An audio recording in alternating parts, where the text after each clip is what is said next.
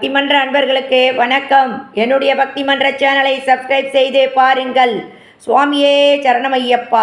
இன்று மகர ஜோதி. மாதாபிதா குரு தெய்வங்களே சரணமையப்பா. விஜு குரு சுவாமிக்கு சரணமையப்பா. இன்று ஐயப்பன் மகர ஜோதி வரலாறு பற்றி காண்போம். மலைகளின் முத்து சபரிமலை. ஆண்டுதோறும் தை மாதம் மகர சங்கராந்தி நாளில் அந்த மலை முழுவதும் தெய்வீக ஒளியில் ஞானம் பொங்க வைக்கும் நிகழ்ச்சிதான் மகர ஜோதி. புராணப்படி ஐயப்பன் மகிழ்ச்சியை வென்ற பின் தன்னை தரிசிக்க வரும் அனைவருக்கும் அந்த நாளில் தெய்வ ஒளியாக தோன்றுவேன் என்று வரம் தந்தார். அதற்காக நினைவாகவே மகர ஜோதி காணப்படுகிறது என்கிறது நம்பிக்கை. அந்த மாலை வேளையில் சபரிமலையில் மகர விளக்கு ஏற்றப்படுகிறது. அதே நேரம் பிளக்கல் மேட்டில் வானில் தெரியும் ஒளியைத்தான் பக்தர்கள் மகர ஜோதி என்று தரிசிக்கிறார்கள். லட்சக்கணக்கான பக்தர்கள் சுவாமியே சரணமையப்பா என்று முழங்கும் தருணம் அதிர்வூட்டும் ஆனந்தம். மகர ஜோதி என்பது பலருக்கு ஐயப்பன் அருளின் சின்னம், நம்பிக்கையின் ஒளி, சாதி மதம் பாராமல் அனைவரையும் இணைக்கும் சக்தி.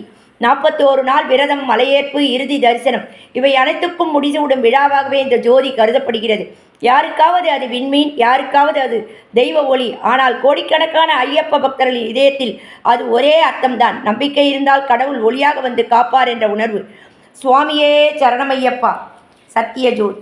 சத்திய ஜோதி தெரியுதப்பா, நித்திய வாழ்வு புரியுதையாம், சாஸ்தாலயம் தெரியுதையா, சங்கடம் எல்லாம் மறையுதையா, மாமலை ஏறி போகையிலே மனதில் இன்பம் தோன்றுதையா, சபரி காட்டில் நடக்கையிலே சாந்தி நிறைந்து தோன்றுதையா, 18 படிகள் தாண்டையிலே பக்தியும் எல்லையை தாண்டுதையா, பந்தல குழந்தையை காண்கையிலே சிந்தையின் சொர்க்கம் தோன்றுதையா, ஐயனை மனதில் நினைக்கையிலே ஐயம் எல்லாம் மகளுதையா, மகர ஜோதியை காண்கையிலே மரணத்தின் பயமும்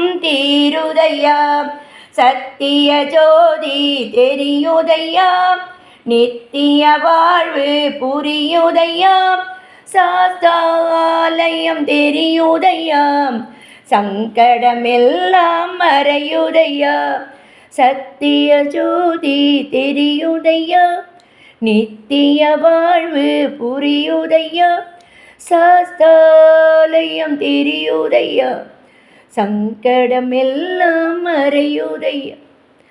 சுவாமியே சரணமையப்பா.